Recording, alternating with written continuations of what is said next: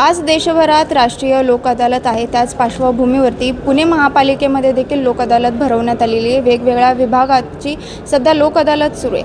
मात्र या सगळ्यात एक विषय जो आहे तो समोर येतो आहे, तो म्हणजे की फुटपाथवरती जे व्यवसाय करत असतात, गोरगरीब असतात, जे स्वतःचं ज्यांचं त्या व्यवसायावरतीच पोट असतं, त्याच संदर्भातील काही प्रश्न जे आहेत ते आता समोर आलेले आहेत. मेन विशेष म्हणजे त्यांच्याकडे त्या जागेचं, तिथे बसण्याचं लायसन्स असताना देखील पुणे महापालिका त्यांना का डावलते असा सवाल जो आहे तो जाणीव संघटनेकडून सध्या विचारण्यात येतो आहे. आज सकाळपासूनच असे व्यवसायधारक जे आहेत ते इथे आलेले आहेत, इथे बसलेत आणि जाणीव संघटनेचे जे आहेत आपल्यासोबत संजय शेंके असतील, त्यांचे कार्यकर्ते असतील, ते या सगळ्यावरती विशेष लक्ष देऊन आहेत. कारण की महापालिकेतील जे अधिकारी आहेत ते या विषयाकडे कुठेतरी जाणीवपूर्वक जे आहे दुर्लक्ष करत असल्याचा आरोप करण्यात आला. नेमकं काय प्रकरण आहे ते आपण जाणून घेऊ. काय सांगाल दादा, की लोक अदालत आहेत मात्र फुटपाथवरील विषयासाठी तो कुठला अधिकारी दिसत नाही आहे? पुणे महानगरपालिका सातत्याने ज्या कारवाई करते त्या कारवाईच्या विरोधात पुणे शहरातले काही लोक पथविक्रेते जे आहेत ते कोर्टात जातात आणि कोर्टात गेल्यानंतर ती केस 2-3 वेळा चालते आणि नंतर ती लोक अदालतकडे दिली जाते. लोक अदालतमध्ये तडजोड होणे हे अपेक्षित असतं. मी सलग 4 वर्ष इथे येतो ह्या केसेससाठी. ही जी केस आहे लोढा पेट्रोल पंप कोथरूड क्षेत्रीय कार्यालयाकडची केस आहे आणि ह्या केसमध्ये त्या लोकांना पहिल्यांदा म्हणजे 11 वर्षापूर्वी त्यांना तिथनं हटवण्याचं ठरवण्यात आलं होतं आणि त्यासाठी ते कोर्टात गेले होते. कोर्टात गेल्यानंतर त्यांना स्टे मिळाला, पण स्टे मिळाल्यानंतर ते व्यवसाय करतायत, ते अधिकृत भाडं भरतायत, अधिकृत त्यांनी आता सगळं प्रकरण नील केलं आहे. म्हणजे आत्ता जे काय महापालिकेचं नूतनीकरणाचं प्रकरण आहे 31 मार्च अखेरपर्यंत ते कोथरूडवाल्यांनी पूर्ण केलं आहे. तरी ह्या केसमध्ये त्यांना जे काय अपेक्षित आहे ते करत नाही. आणि आम्हाला अपेक्षित आहे की आमच्यावर कारवाई करू नका आणि कारवाई करू नका म्हणून तर आम्ही कोर्टात आलो ना. एका वाक्याचं पत्र ते प्रत्येकाला देऊ शकतात किंवा आम्ही देऊ शकतात की बाबा नाही तुम्ही अधिकृत आत्ता तुमच्यावर यापुढे कारवाई होणार नाही असं बोलायला पाहिजे, पण ते बोलत नाहीत. आता त्याचबरोबर आता ही विश्रामबागची केस आहे. विश्रामबाग क्षेत्रीय कार्यालयामध्ये पप्पू एकादशी यादव हे व्यवसाय करतात. त्यांनीसुद्धा 12 वर्ष झाले की त्यांनी व्यवसाय बदल मागितला.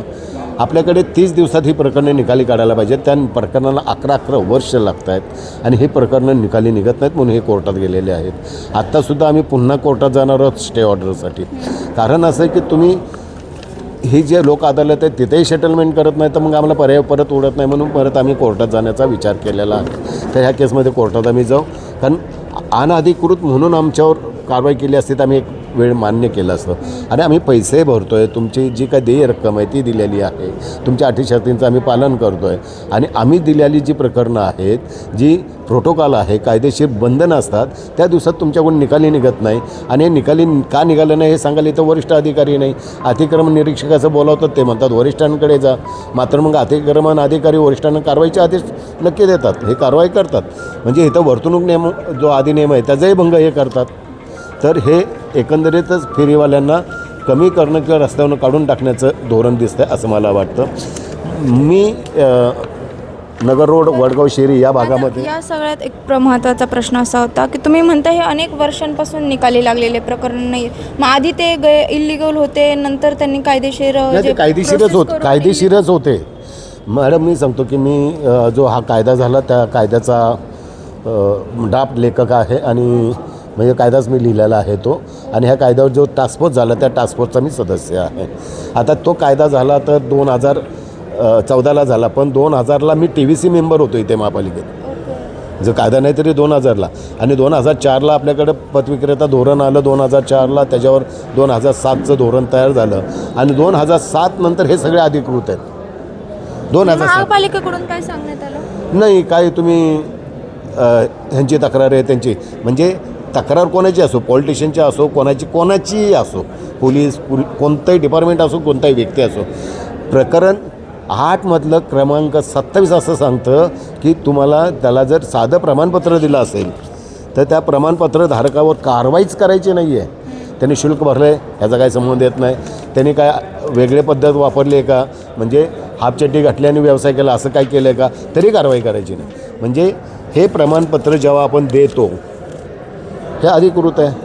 आणि भारतामध्ये पुणे महानगरपालिका ही पहिली आहे पण पुणे महानगरपालिकेकडे जेव्हा 35,000 होते त्या 35,000ची वजा करून 22,000 केले.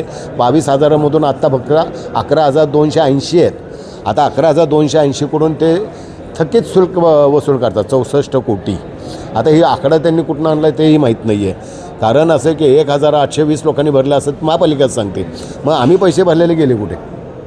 असे किती आलेत बरं सकाळपासून तुमच्याकडे लोकात आले, तुम्ही सगळे हे मुद्दे मांडताय? किती आत्तापर्यंत असे लायसन्स आहे ती ज्यांच्याकडे? लोक पण आहेत, त्यांचाही प्रश्न सुटत नाही आहे. त्या तर वयस्कर आहेत, त्या एकट्या आहेत, ते एकलमाता आहेत त्या. असं एक आकडा सांगू शकता? आतापर्यंत माझ्याकडे जे आलेले ते 35 लोक आले होते, त्यापैकी आता 15 लोक माझ्याबरोबर आहेत.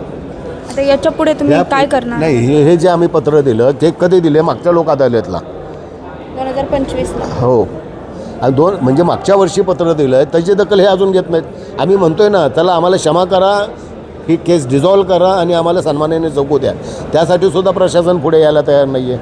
म्हणजे प्रशासन कोणत्या गोष्टीसाठी पुढे येतं आहे हा प्रश्न आहे. आणि या प्रश्नचिन्हावर आता गेले अनेक वर्ष आम्ही भांडतो आहे. तर आता आक्रमक होण्याची वेळ आलेली आहे. आम्हाला महापालिकेच्या विरोधात आंदोलनच करावं लागेल. तर लोक अदालतीत हा प्रश्न सुटेल असं वाटतंय का? नाही वाटत आहे. कारण का आत्ता आपल्या पुणे महापालिकेच्या न्यायमूर्ती आल्या होत्या, सय्यद मॅडम, त्यांच्याशी पण मी बोललो. तो व्हिडिओ असेल तर तोही तुम्हाला मी पाठवतो. कारण त्यांच्याशी काय बोलणं झालं हेही तुम्हाला समजेल. कारण ज्या अधिकाऱ्याला निर्णय घेण्याचा अधिकार असतो तो जर नसेल तर आम्ही ह्या लोकांशी बोलणार काय? म्हणून ह्या लोकांपुढे आलो, सह्या केला आणि आमची कैफियत मांडली. आणि कैफियत मांडल्यानंतर आम्हाला वाटलं की बाबा इथे काय तर निर्णय लागेल, हे वरिष्ठांना सांगतील.